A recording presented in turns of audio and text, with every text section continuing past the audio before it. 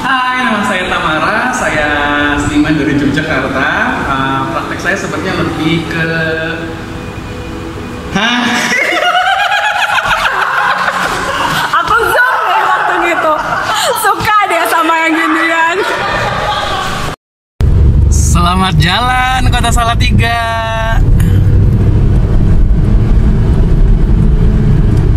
Masuk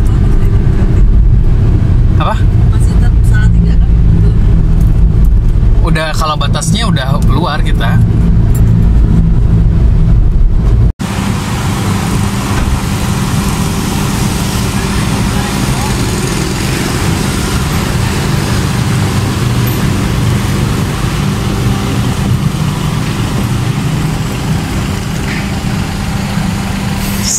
Ipe emang nyebelin kampretnya. Suka-suka lu lah, Pe.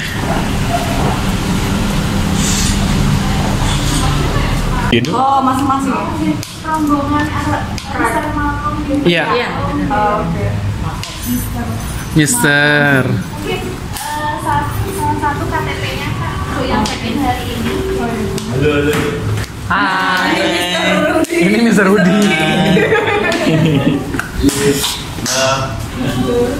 Aman ya perjalanan. Aman. Mana ini? Apa? Masih di mobil. Kita Restu sama Yoda 204. 204 itu yang ini Pak. Kulin apa? Atas tuh. Itu gini. Tapi satu-satu. Oh, satu-satu kan? Iya. Oh iya.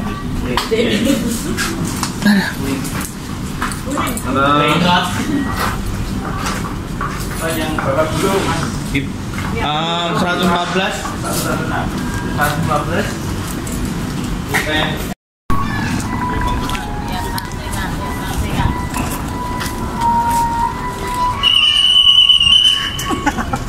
Ya sudah sadar kamu ya. Wih, ibu-ibu sadar kameranya gitu ya. Iya dong. Serah deh. Yang kata Malcolm nanti pertama setelah dari situ ke sini dulu. Tipsi. Nanti kalau mau yang kenceng geser ke harbor. Wow. Gitu. Wow. Apa? Sana samping. Dari sini kalau galerinya. Sini berarti ya. Yuk ngecek dulu yuk. Aku mau hidupin sabu.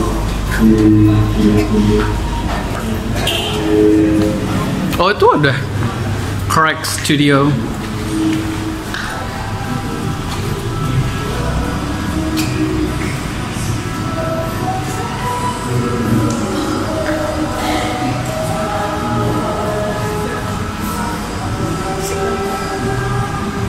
Terus di mana lagi? Oh, wow. Tapi yang atas belum dibuka ya? Ibu Restu mana Ibu Restu? Ibu Restu mau diwawancara? Ibu Restu?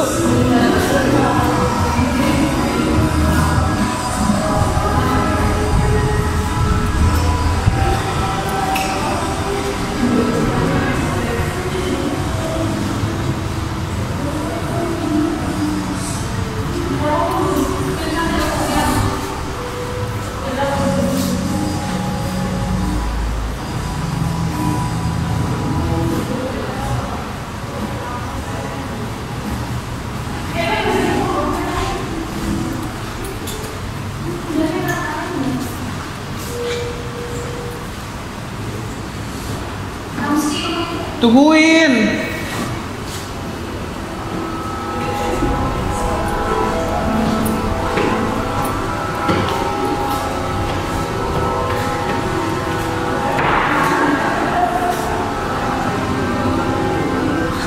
Halo, saya Enka Komaria. Saya seorang perupa. Saya tinggal dan bekerja di Yogyakarta. Karya-karya saya banyak bersinggungan dan bekerja dengan kertas. Akhir-akhir ini dokumen-dokumen lama, arsip-arsip lama itu. Lalu saya juga punya background di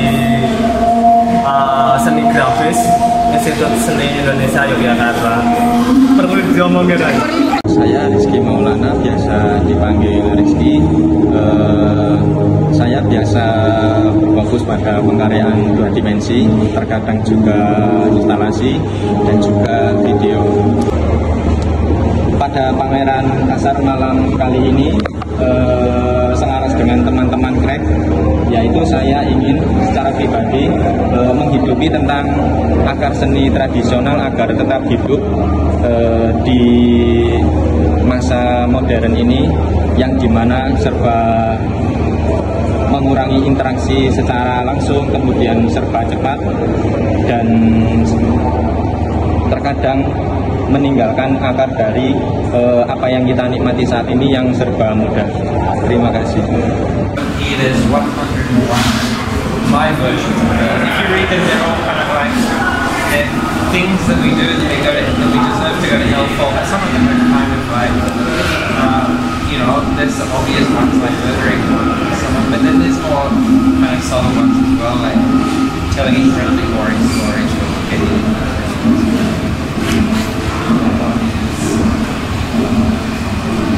Anyway, yeah, so this is my version of Sing Sakalaka. Untuk karya ini sebetulnya pas waktu awal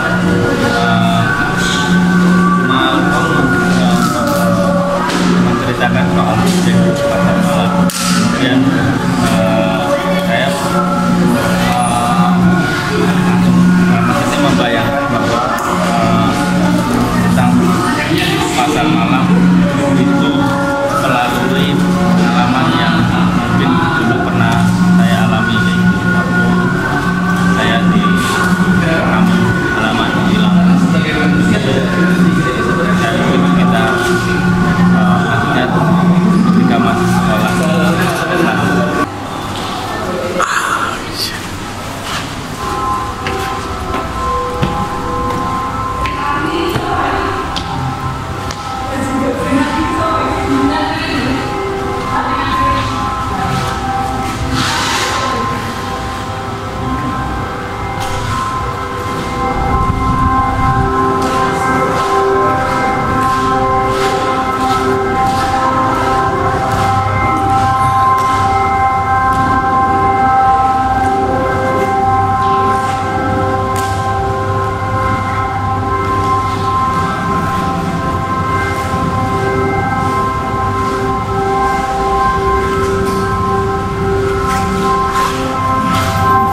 Ini jauh lebih daripada di apa?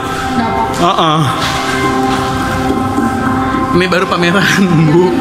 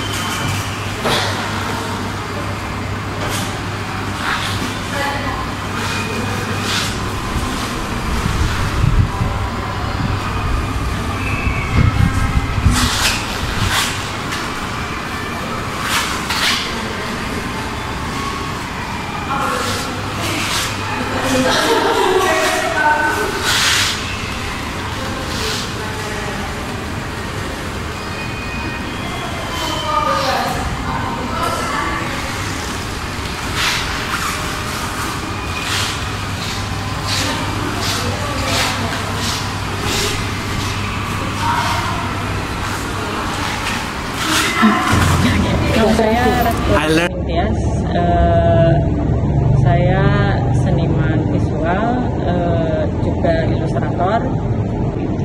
Nah, di sini saya membuat semacam miniatur dari tong setan atau tong edan atau roda-roda gila. Judulnya roda-roda gila. Ini pasti kita jumpai kalau di pasar malam di Indonesia, dan salah satu bintangnya pasar malam karena energi dan adrenalinnya asik banget gitu. Kalau saya buat ini karena saya tertarik dengan kehidupan orang-orang di pasar malam, bagaimana mereka pindah dari satu tempat ke tempat lainnya, bagaimana mereka menciptakan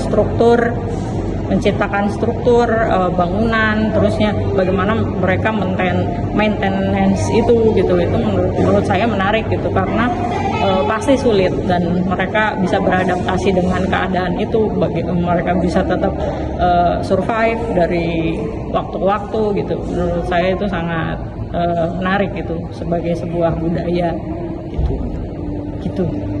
Cukup sip. Apa ya, perburuan barang bekas ini nggak sekedar dalam tanda kutip komoditas batu, tapi juga ada perpanjangan nyawa di sana. Jadi aku merasa seperti daur ulang hidup gitu. Aku merasa orang-orang yang membeli barang-barang di sana nggak sekedar karena emang tertarik, tapi juga menurutku dia punya sisi sisi sentimental, sisi romantik terhadap benda-benda itu gitu, barang-barang itu kenapa juga aku ngerasa orang-orang yang membeli di sana seperti memberi nyawa baru kepada barang-barang ini. Kaitannya dengan pasar malam, saya ingat banget dulu waktu kecil kan sering banget diajakin sama bapak saya ke pasar malam.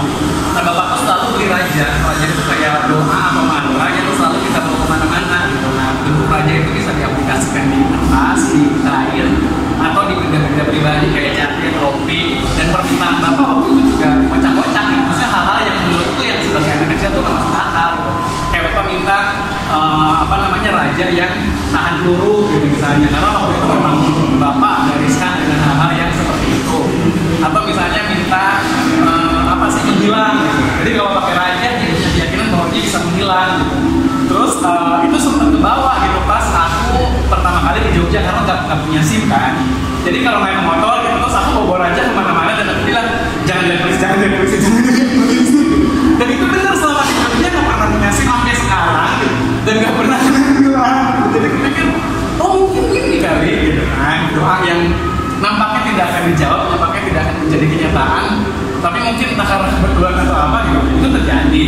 Ya, balik lagi maksudnya apa sih yang nggak mungkin melakukan?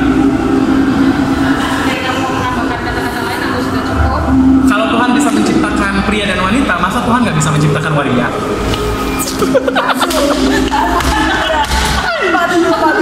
Belum mati.